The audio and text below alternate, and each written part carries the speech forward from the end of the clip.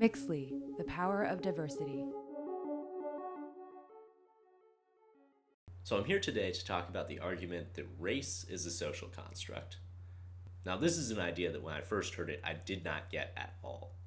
And not just because, there are a lot of actually very legitimate arguments against it, but because I just didn't even know what a social construct was.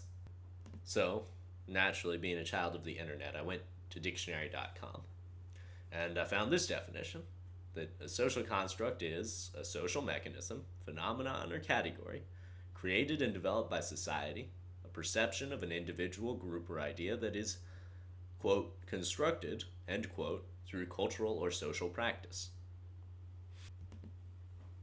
Did that go over your head? Because it really went over my head. Until I thought back to high school. See, I don't know what your high school was like, but my high school, we had cliques. I feel like that's not very unusual. We had like the goth kids, we had the bros, the jocks, theater kids, nerds, etc., etc., etc. And, the thing about those groups, those cliques, was that in a way they were pretty important, right? Like they determined who your friends were, who you went out with, how you dressed, what people thought of you, even. Maybe what you thought of yourself. But the other thing about them was that, how did everybody get sorted into those cliques, right? It's not like anyone's inherently a goth or inherently a nerd. There's no biological basis for that, is there? Nobody's born a goth. Nobody's born a nerd. No, I mean, obviously not, right? What high school clique you fall into is determined completely by things like how you talk, how you dress, what other people are calling you, or what you're calling yourself, what movies you watch, what music you listen to. In short, high school cliques are social constructs. In fact, and bear with me because this is a grotesque oversimplification, but when people say that race is like a social construct, they're kind of saying that race is like a high school clique. The argument goes that there's no biological basis for race.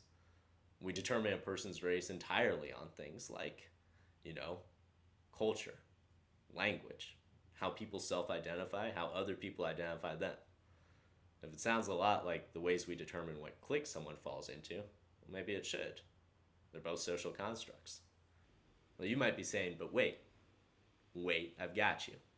Because there are physical characteristics, visible physical characteristics, physiological markers, which we use to determine someone's race. Isn't that true? I mean, don't we determine race on things like skin color, which definitely has a biological basis?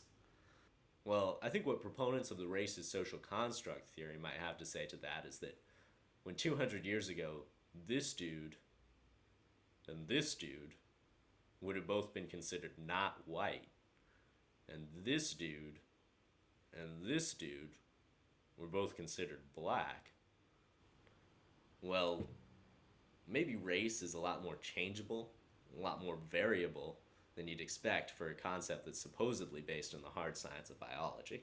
Now, does that mean that there's zero biological basis for race? No, that's silly. But I will say this. Those categories that you see on the census, straight up social constructs. Just like those high school cliques. Mixly,